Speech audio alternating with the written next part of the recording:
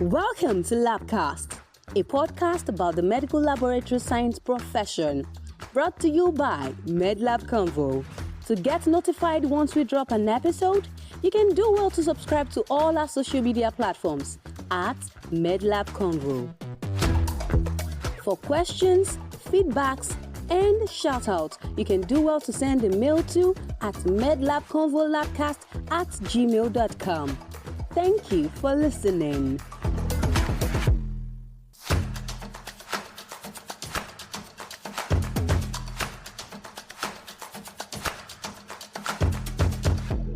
Behind every accurate diagnosis lies a story, and many times that story is written in stain slides and tissue samples. Pathology may not always make headlines, but trust me, its impact is undeniable. Hello and welcome to LabCast, the podcast where we spotlight key issues shaping the future of healthcare and medical laboratory science. I am your host, Beta, and with me is my amazing co-host, Iheoma.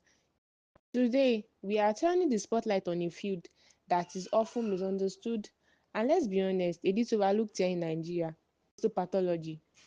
Some people call it boring, some say it's not dynamic enough, but they couldn't be more wrong because histopathology holds immense untapped potential. It is foundational to accurate diagnosis, effective treatment, and even cancer research. So why does this seem underappreciated?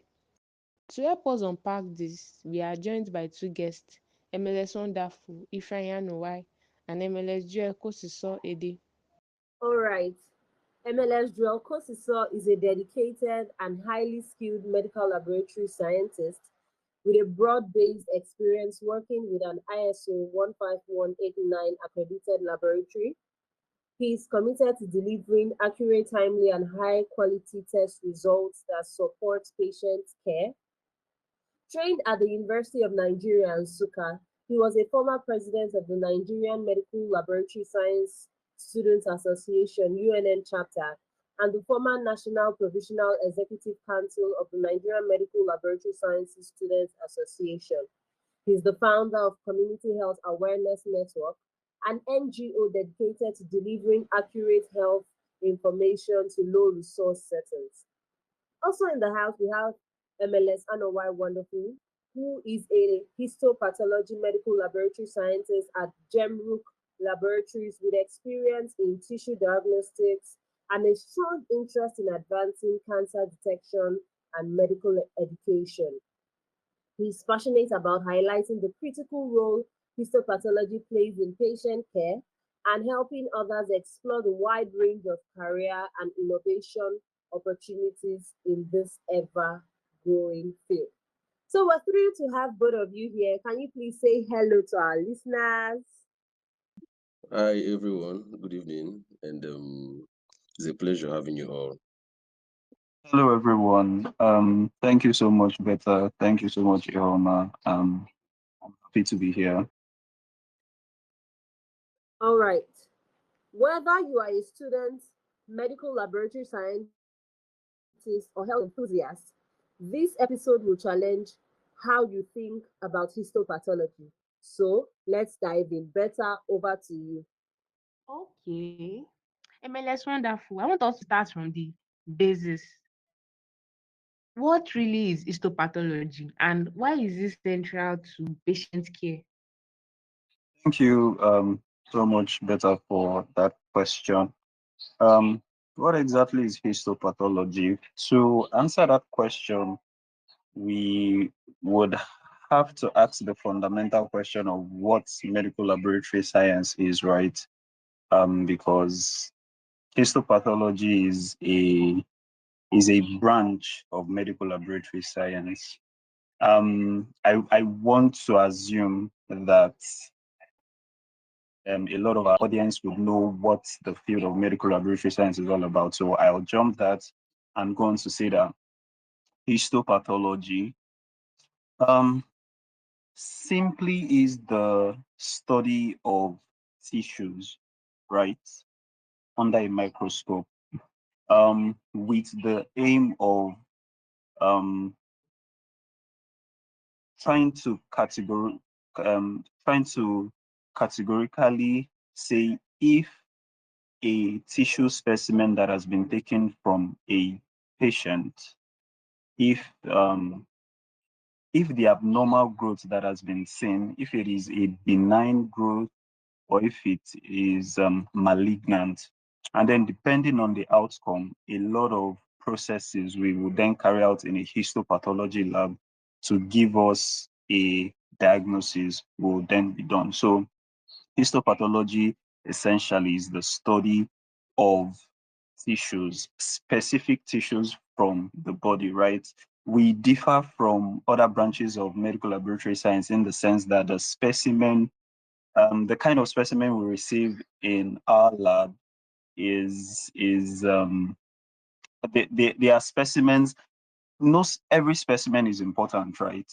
But as the kind of specimens we receive in the histology lab are sort of a one-of-one specimen. So specimens that you cannot handle. Again, all specimens ought to be handled with total care, right?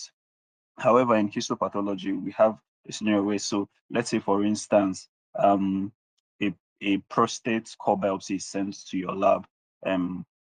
Depending, 12 calls were sent, and then after processing, maybe only 5 calls up on the slide. Something like that is not acceptable within our practice. So I think I would pause here. Thank you very much. MLS Joe. So from Yeah. your own point of view, what is histopathology? What does it mean to you? All right. Good evening once again. Just like you asked, if I from the basics, histopathology. If we should break it down, then we should have two things that are involved there. We have the histo, which if I rightfully say that has to do with tissue, and we have pathology that has to do with diseases.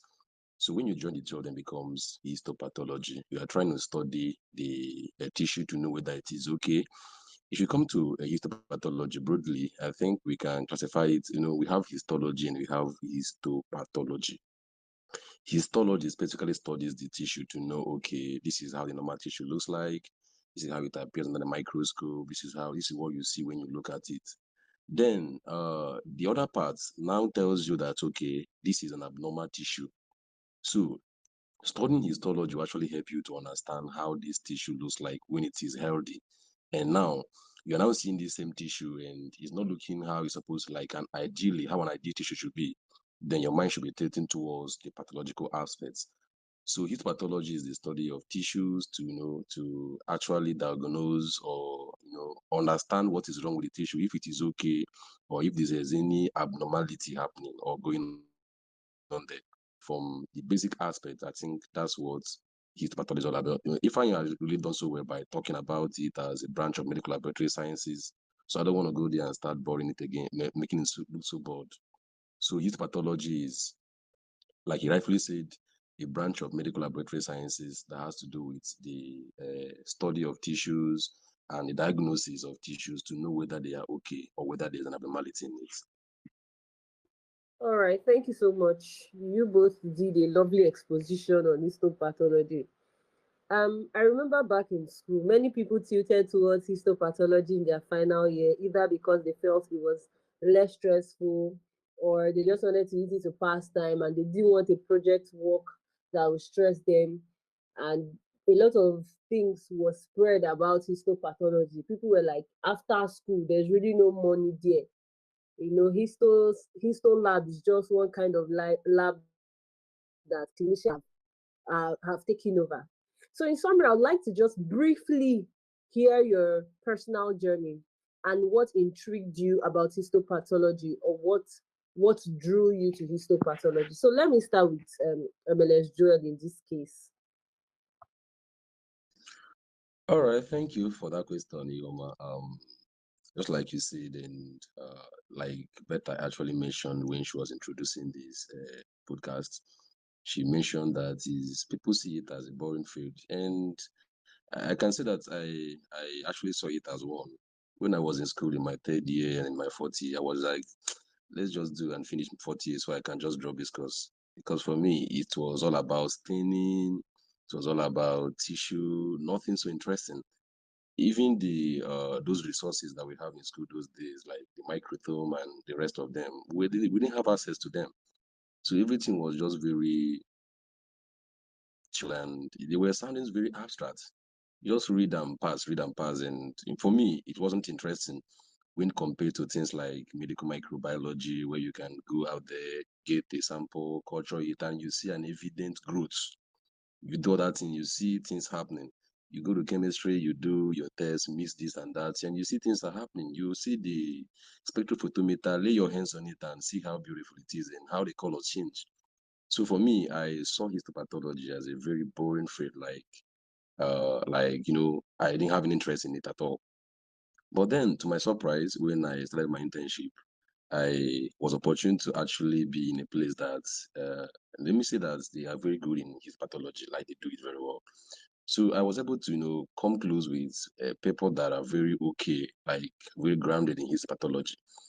I could remember one of my chiefs in those days that, she's a working histopathologist. Like when she speaks, talks, when she walks, when she does everything, you see histopathology in her.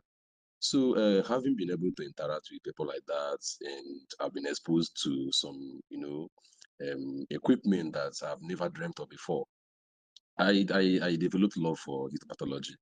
For instance, I never knew those days when we've been taught in school, we were taught the practical way, I mean the manual way of doing tissue processing.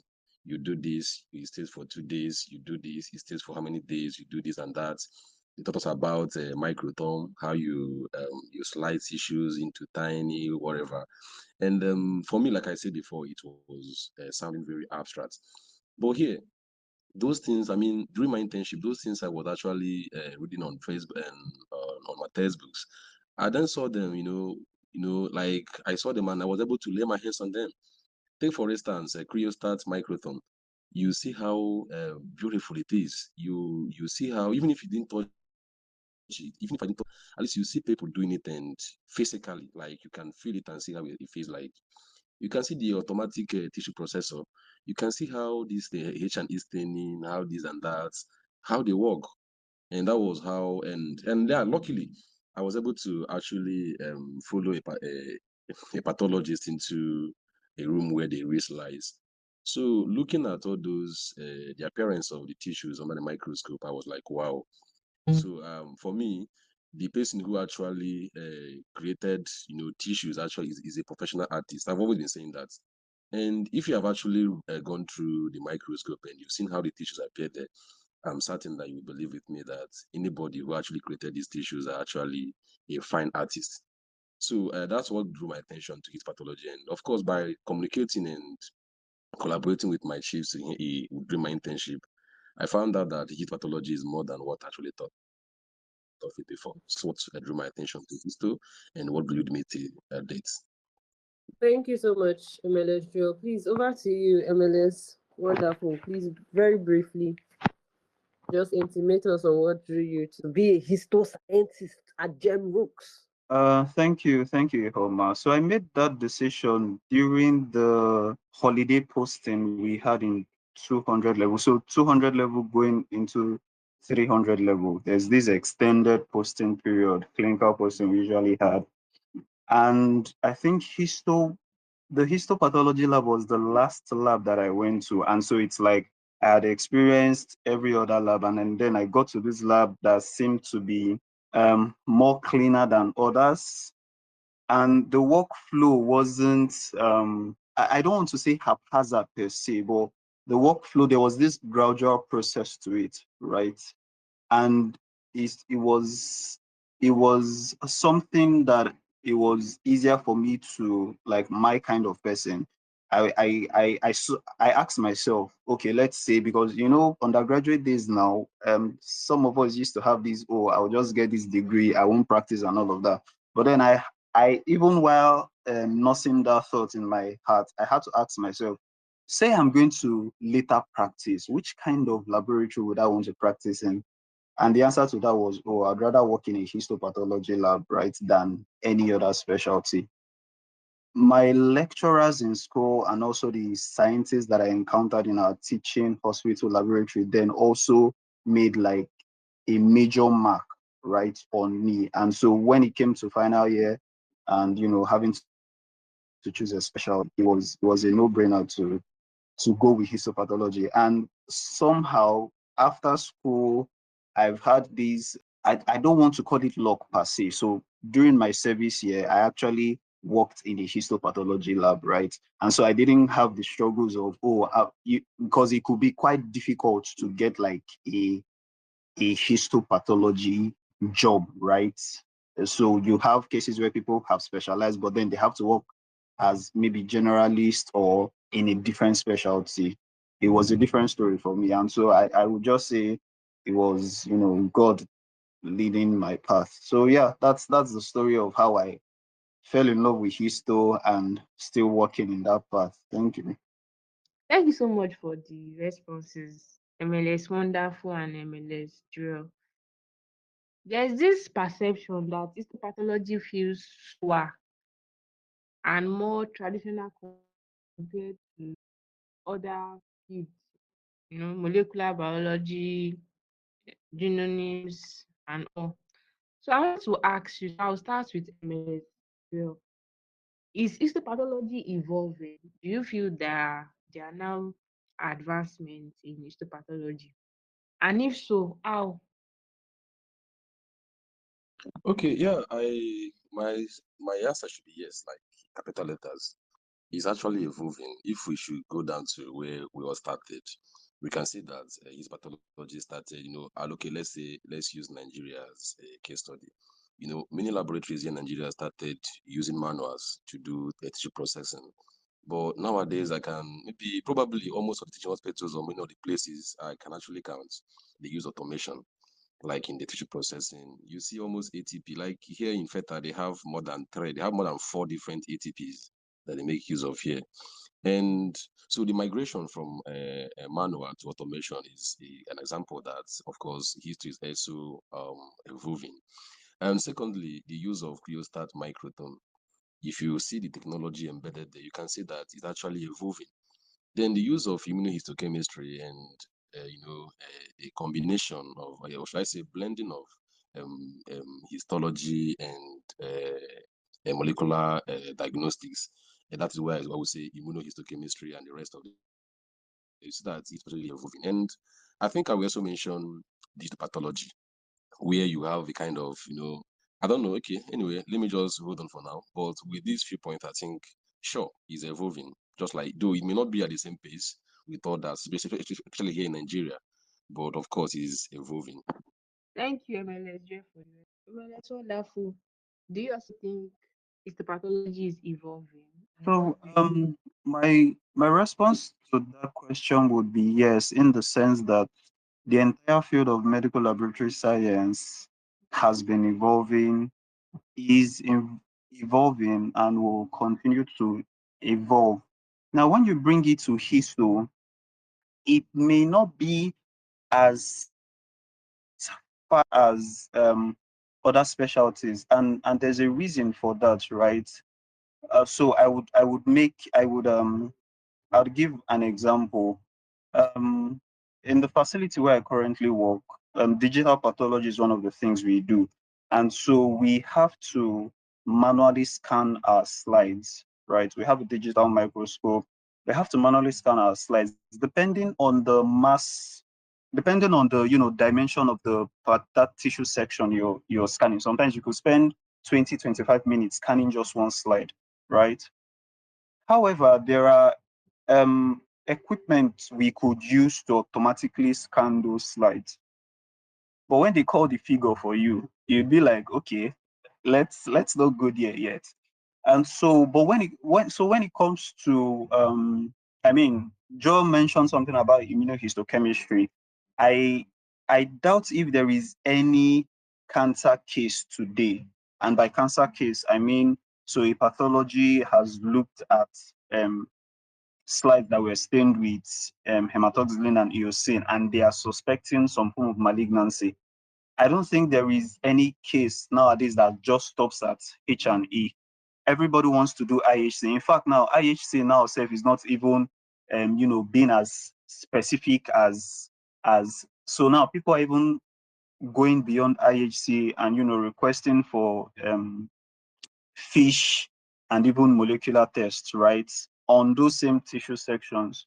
So with regards to expertise, with regards to techniques, with regards to even equipment, I would say the branch of histopathology is indeed evolving. However, in our climb, it might not be evolving at the as fast as it should, right? But I know a lot of advancements are currently going on in the specialty. All right, thank you so much for your responses. A lot of us know this because if you did posting in a teaching hospital, you would have heard of it, you would have experienced it, or during your internship, that there's always a clash between histo scientists and clinicians. And it's almost as if there's a rivalry, like this person is trying to threaten this person's job, this person wants to take this person's job. In short, the place I interned, it was a big deal. There was always a clash, and it was as if because of the clash, the atmosphere in the place was always moody because these people are always fighting some way, somehow. Anyway, how do we think that clinicians and histopathologists can collaborate without looking like one person is trying to overtake another person or one person is trying to threaten another person's job? So let me start with MLS Wonderful. What do you think about that? Thank you very much for that question. Again, I think it's going to be a matter of of individual experiences, right? Because I'm looking at the little experience I've had so far, and because of the technicality, it requires that medical laboratory scientists and pathologists work together, right? Because of the technicality of the work that is done in the lab. And so I would say there is indeed like major collaboration that is ongoing. However, for environments where it seems as though people are not understanding their job description, because again, the pathologist's job description and the medical laboratory scientist who works in the histopathology, their JDs are entirely different, right? And I would argue to say it's not a histoscientist versus pathologist thing. It's the people who are working there. What exactly um what I would want to to hinge whatever it is that is going on in an environment like that on the individuals themselves, not necessarily their job roles or job description. Because again, so I happen to do my youth service with the Usmanu Danfodio University Teaching Hospital in Sokoto, and the scientists and pathologists there had like the best relationship you can talk about. And so that's why when you ask better collaboration, I'm like, of course, yes, our collaboration could improve in the sense that, you know, scientists can come up with better techniques, right? Pathologists, work together with scientists in such a way that at the end of the day, the patient, who is like the person that every other person comes to the job for, is better attended to. So yes, collaboration, I think it's not necessarily a this or that. It's more like okay, in some places you have good collaborations. In some other places, the collaborations are not so good. But I wouldn't blame it on the difference in job description. I would want to hinge it on the individual characters that are in those environments, right? I mean, we again, like I said, because of the technicality of the work we do in the histopathology lab, it's very important that the pathologist, the scientist, in places where you even need to have medical laboratory technicians and assistants as well. It is very important that everybody comes together to be able to provide, accurate diagnosis, accurate and timely diagnosis for our patients. All right, thank you so much, MLS Wonderful. How about you, MLS Joe? Do you think that this is a war that nobody's going to win? or do you think collaboration can happen? Yeah, the two must. Let me say again that the must should be in capital letter and should be bolded to. They must collaborate for an optimum outcome, patient outcome. Just like Wonderful said, that the experiences may be personal. So I think it should be, should I say, facility specific, because here there is a good collaboration. Where I did my internship in FETA, there is a good collaboration between the histoscientist and the pathologist or the clinicians, as the case may be. And the only place where I've not really seen collaboration is in slide reading. And I've been able to ask, why is it that medical laboratory scientists here don't actually do read? I mean, when I say here, I mean in my own facility. Why is that they don't actually read slides? And the answer I got is that during grossing, it's usually done like all of us go there, like medical lab scientists and the pathologists. All of us enter the grossing room. All of us do it at the same time and come out at the same time. Then the question they actually asked is the answer to the question was that since it's actually a clinician who grows it himself and those things were noted down, that it should be better that person actually grows it because the result of the grossing were so aid in the slide reading. So that was the question they give. And that's the only place where, like I said, there's no collaboration. Because once we're done with the stain and everything, then the pathologist comes into the lab or comes in to pick up the slides, read all of them, then write the result and all that. So and when I asked the question, like I said, that was the answer they gave. So in FETA here, there's a good collaboration between the medical lab scientists and the clinicians. That in almost all the procedures, they involve a medical lab scientist. I could remember when a high-profile individual entered the hospital. They wanted to do FNAC, and they had to involve a medical lab scientist. And I was among those that were nominated, kind of selected for the procedure. So for a proper patient outcome, for to improve in the profession, I think there should be a question between the two because they are both needed to ensure that our patient actually gets better. And if I should recommend them, then I think there should be maybe weekly or monthly or maybe once in a while there should be something like a seminar held in the pathology department as a whole. Because when we say pathology department, we're not just limiting it to MLS alone. We are now trying to include both the clinicians involved in that and the medical laboratory scientists who work in that department. So maybe from time to time, there should be maybe like seminar where people are taught of the latest things and how things can be done. So with that, I think it will help improve how we care for our patients. All right, thank you. So very, very briefly, Emily, it's wonderful. I want you to, I'm a student listening, right? And I want to specialize in, I've been thinking of where I'm going to specialize in. Very, very briefly, you just try to convince me why I should choose histopathology amongst other units and how histopathology is not close because people say histopathology is like doing the technician work, anybody can do it. So why should I choose histopathology? Very briefly. So I think the last statement about anybody can do it can actually be applied to every specialty, right? I mean, at the end of the day, we are just, we are working with SOPs. Yes, we might have the understanding behind, the SOPs, but at the end of the day, it's just SOPs. And so I wouldn't say it's a histo thing. I think it's a medical laboratory science thing. Once you have the understanding and you have an SOP and you have the experience, because I mean, just because you've worked with the SOP doesn't mean you will get a good or the correct, accurate result. Just could ensue, and then experience will then help you in troubleshooting that. On the convincing part, to be honest, I would say your personality matters, right? I believe at the end of the day, you need a kind of personality to be able to function in whichever specialty you want to be. And so if you've seen the workflow of histopathology and you're like, oh, this thing is something that naturally fits with how I like to think or how I like to do my work, then if you've gone to the histopathology lab and that sync happens, then you shouldn't need any convincing to let you know, oh, I should actually be here.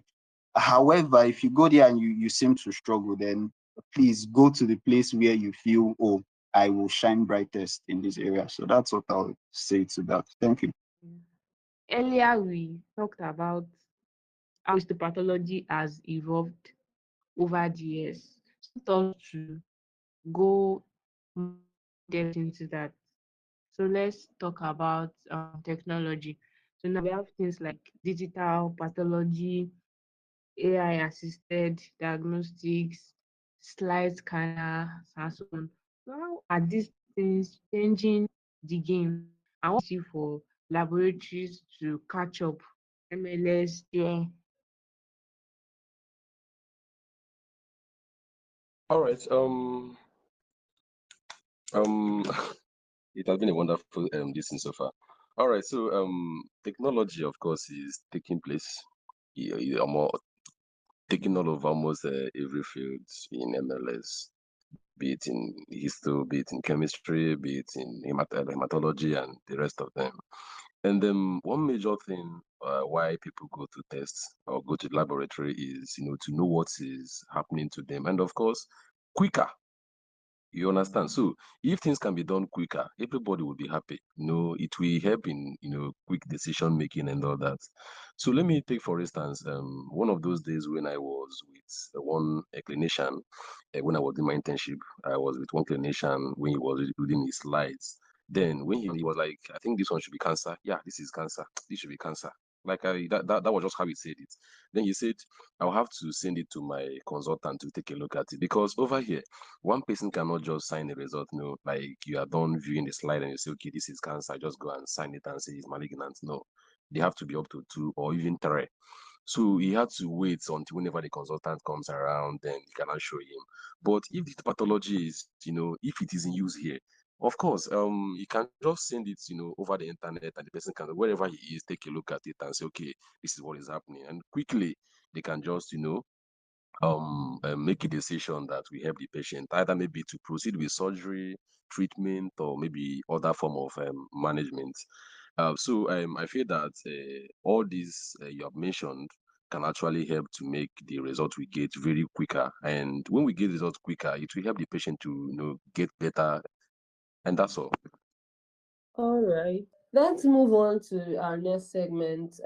So we'll be entering the this or that segment. So I'll start with the first question will be to MLS Wonderful, the second one to MLS Drill, and the last one, both of you answer.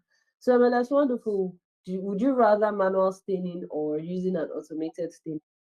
Thank you so much, Iheoma. I have tested manual staining. I've tested automated staining. I don't think there is anybody who would prefer manual staining to automated staining, right? Even for like our routine stains, H&E or immunohistochemistry, like it's automation all the way.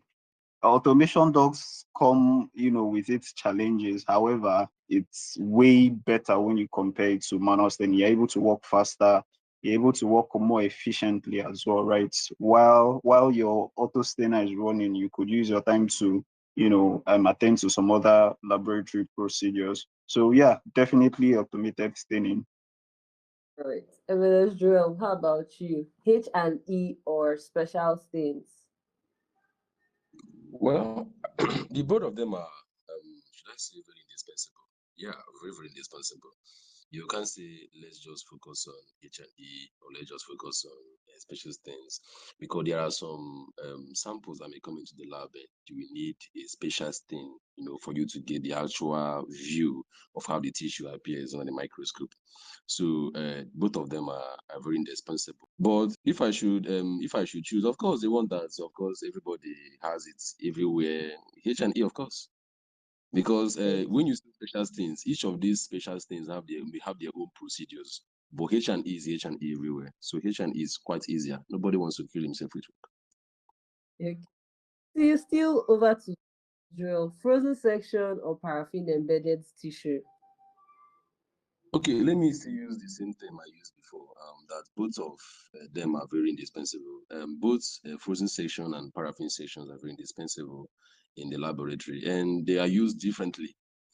Permit me to say that you can liken the frozen section to a fast meal like Indomie or maybe your noodles or whatever. You're very hungry and you want to do it very quick. But when you talk about paraffin section, that one comes in when you want to get in depth, whatever resolution and the rest of them.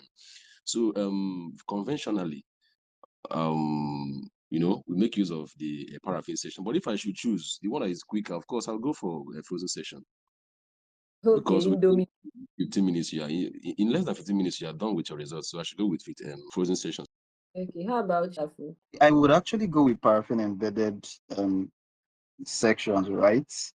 Because of I mean, so again, like Joel has said, they have different functions, right? So let's say ideally a frozen section will be requested for when, let's say, a patient is the theater, the patient has been opened up, and before they complete the surgery, the surgeons want to have an idea of, oh, this is what is most likely going on before they complete their surgery, right? And so that is where you call for frozen sections. However, because paraffin embedded is like bread and butter day to day, I would say I would rather cut a paraffin block than a frozen section block. Wow, what a rich conversation.